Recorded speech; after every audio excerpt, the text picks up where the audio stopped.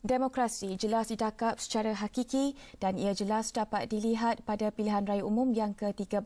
Perdana Menteri Datuk Seri Najib Tun Razak melalui Blok 1 Malaysia berkata, biarpun berlaku perbezaan pendapat di kalangan rakyat, warga Malaysia harus memperkukuhkan komitmen terhadap perpaduan yang selama ini menjadi asas kukuh negara.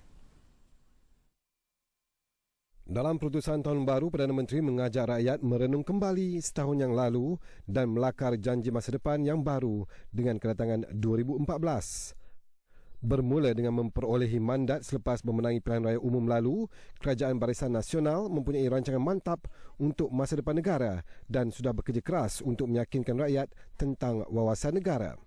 Kemenangan BN juga memperbaharui rasa tanggungjawab beliau terhadap setiap rakyat Malaysia, bukan hanya kepada mereka yang mengundi Barisan Nasional semata-mata. Najib juga tidak menolak negara dicengkam polarisasi dengan menyentuh mengenai tsunami Cina pada pilihan raya lalu dengan maksud gelombang sokongan kaum Cina terhadap Barisan Nasional sudah luntur. Apa yang dikesalkannya ialah komen beliau mengenainya disalah tafsirkan sesetengah pihak. Sehubungan itu, Najib mengajak rakyat supaya aktif dalam mengukuhkan perpaduan kerana kestabilan dan kemajuan negara turut bergantung kepada tampuk perpaduan. Beliau juga percaya 2014 akan membawa lebih banyak peluang untuk Malaysia dengan pelancaran kempen Tahun Melawat Malaysia, pembukaan perniagaan baru dan kemasukan pelaburan baru yang bakal menyaksikan ekonomi Malaysia berkembang sehingga 5.5%. Berhubung keperitan rakyat mengenai kos sara hidup, Najib berkata kerajaan tidak akan menandatangani atau mempersetujui sebarang pemotongan subsidi atau kenaikan kadar sewenang-wenangnya.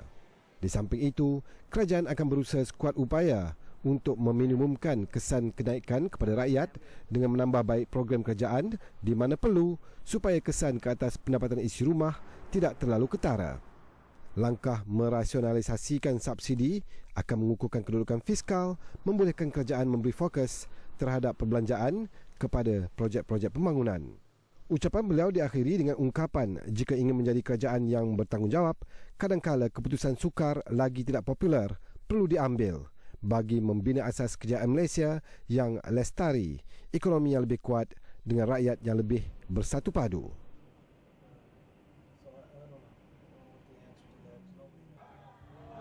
Sementara itu, kehadiran kumpulan berpakaian serba hitam dan kain lilit di kepala bertulis tolak GST memasuki dataran merdeka dan menjejaskan sambutan tahun baru.